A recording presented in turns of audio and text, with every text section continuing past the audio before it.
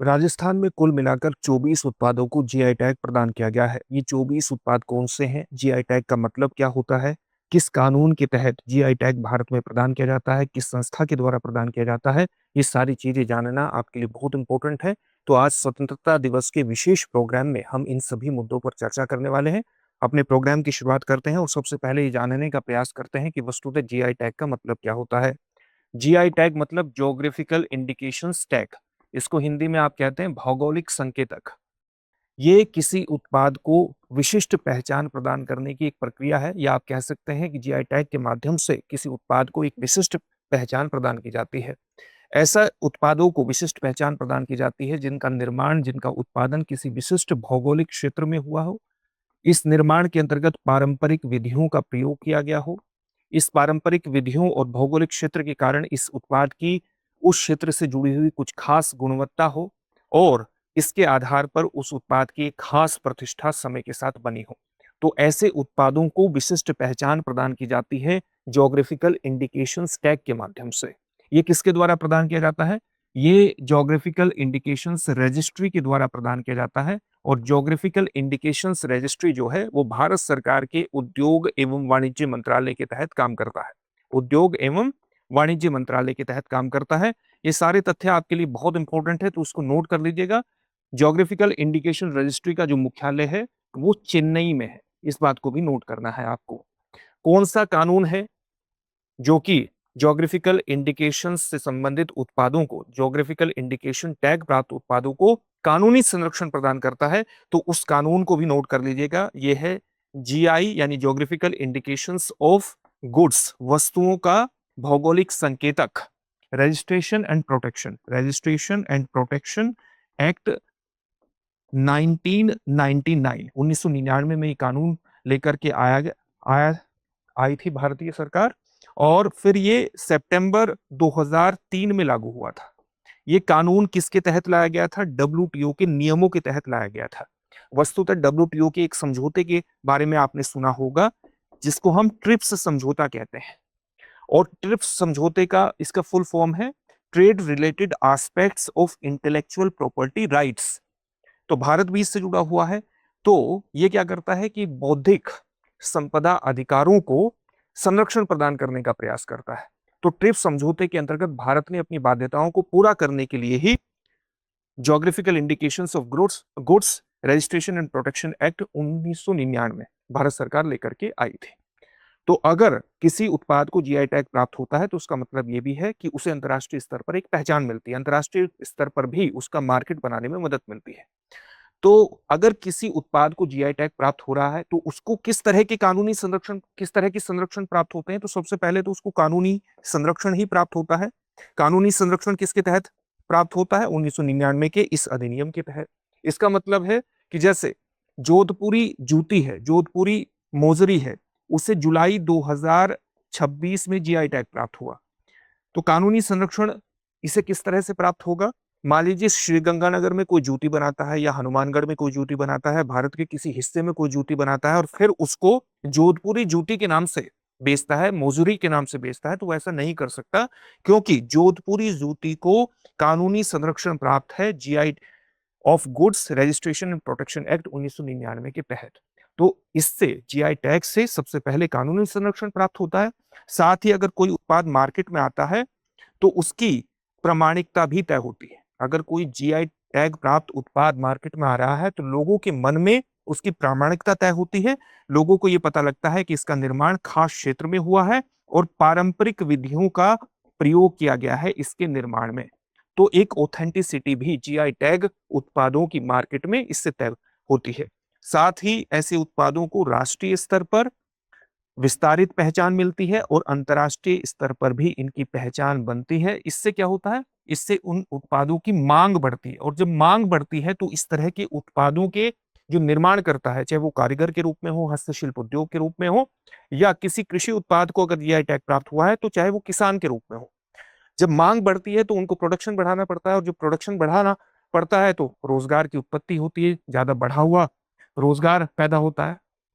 Production के लिए लोगों को और ज्यादा लोगों को काम पर रखना पड़ता है। इससे उस निर्माण से जुड़े हुए जीआई टैग प्राप्त उत्पाद जीआई टैग प्राप्त उत्पाद के निर्माण से जुड़े हुए लोगों की आय भी इससे बढ़ती है। रोजगार में बढ़ोतरी से, मांग में बढ़ोतरी से उनकी आय में भी बढ़ोतरी होती है। तो ये इसके फायदे होते हैं। अब आपके लिए जानना बहुत इंपॉर्टेंट है कि राजस्थान के वे कौन से 24 उत्पाद हैं जिनको जीआई टैग प्रदान किया गया है। एक उत्पाद तो आपने जान लिया, जिसको सबसे लेटेस्ट ये जीआई टैग प्राप्त हुआ है, जोधपुरी मोजरी यानी जोधपुरी जूती को। अब बाकी के उत्पाद कौन से हैं उसको हम जानेंगे, लेकिन उससे पहले इस बात को ध्यान में रखिएगा कि दृष्टि संस्थान इस स्वतंत्रता दिवस के अवसर पर आपके लिए एक विशेष उपहार लेकर के आया है फ्रीडम सेल के रूप में। इस फ्रीडम सेल के अंतर्गत आपको 16 अगस्त तक पीसीएस के सभी ऑनलाइन कोर्सेज पर 50% तक का डिस्काउंट मिल रहा है। और पीसीएस के सभी ऑनलाइन कोर्सेज पर मिलने का मतलब है कि आरएएस के भी सभी ऑनलाइन कोर्सेज पर यह डिस्काउंट आपको प्राप्त हो रहा है। इसका लाभ किस प्रकार से उठाना है? 16 अगस्त तक ये आपको मिलेगा। इसका लाभ उठाने के लिए डिस्क्रिप्शन में दिए गए लिंक पर जाकर के अपने आप को रजिस्टर करा दीजिए। दृष्टि लर्निंग ऐप डाउनलोड कर लेंगे तो उस तरह की सुविधाओं से जुड़ना बेहद आसान हो जाएगा। और अगर मन में किसी भी प्रकार का डाउट हो तो 8750187501 पर कॉल कर लीजिएगा। ठीक है, तो इससे जुड़िए और सफलता की दिशा में आगे बढ़िए।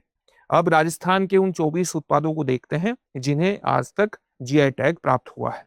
तो देखिए, जयपुर में एक कस्बा है बगरू, वहां की प्रिंट को ये प्राप्त हुआ है जीआई टैग, हैंडीक्राफ्ट श्रेणी के अंतर्गत। तो बगरू प्रिंट के नाम से जाना जाता है। बगरू प्रिंट, जयपुर की बगरू प्रिंट को हैंडीक्राफ्ट श्रेणी के अंतर्गत जीआई टैग प्राप्त हुआ है। दूसरा है बीकानेर का जो बीकानेरी भुजिया है, इसको फूड स्टफ के अंतर्गत जीआई टैग मिला हुआ है। तीसरा उत्पाद है जयपुर का ब्लू पोट्री, हैंडीक्राफ्ट श्रेणी के अंतर्गत ब्लू पोट्री।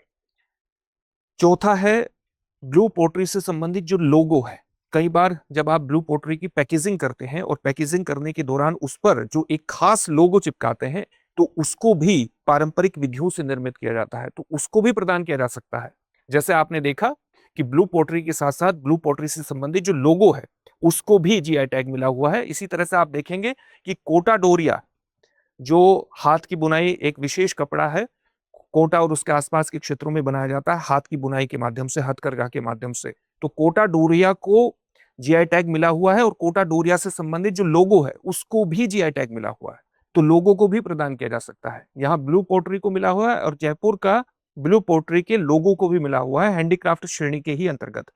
राजस्थान के हैंडीक्राफ्ट श्रेणी के अंतर्गत कठपुतली, आप राजस्थान, पूरे राजस्थान में प्रचलित है और ये जो एक खास प्रकार की कला है जिसके माध्यम से आप देखेंगे कि कठपुतली का डांस भी करवाया जाता है और पूरे राजस्थान में ये प्रचलित है। इसी तरह से कठपुतली के लोगों को भी ये प्रदान किया गया है।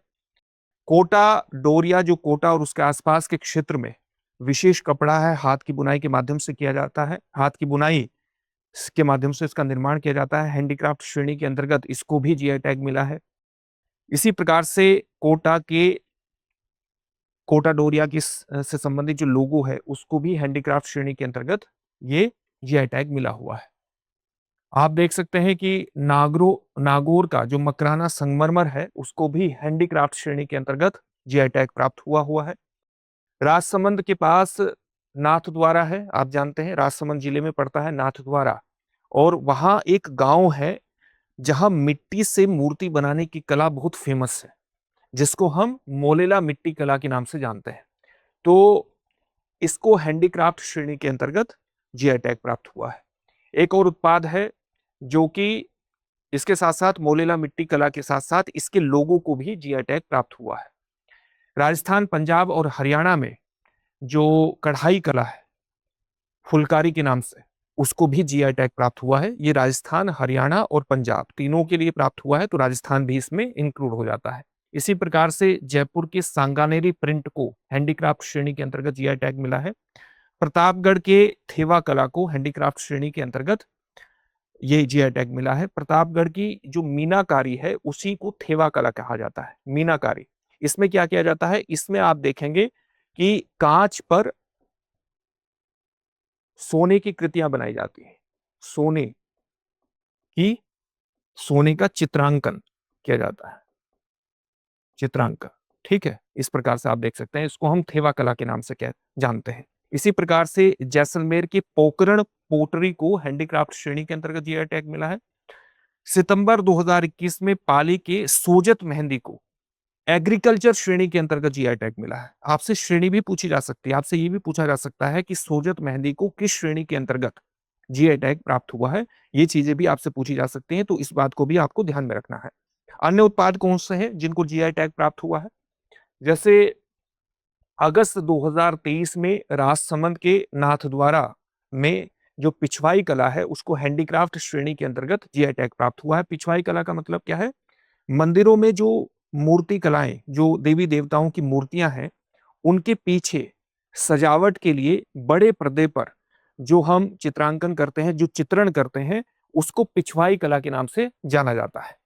इसी प्रकार से अगस्त 2023 में ही जोधपुर के जोधपुरी बंधेज को भी हैंडीक्राफ्ट श्रेणी के अंतर्गत जीआई टैग मिला है।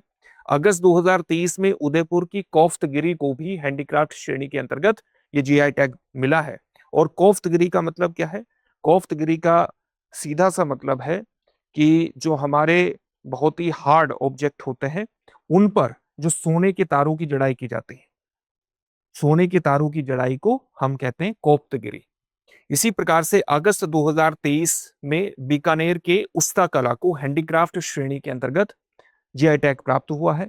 और जब हम उस्ता कला की बात करते हैं तो उसका मतलब क्या है?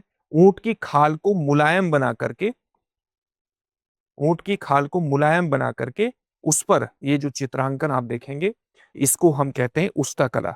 ये बीकानेर के उस्ता परिवार के द्वारा शुरू की गई थी और इसलिए उन्हीं के नाम से फेमस है उस्ता कला।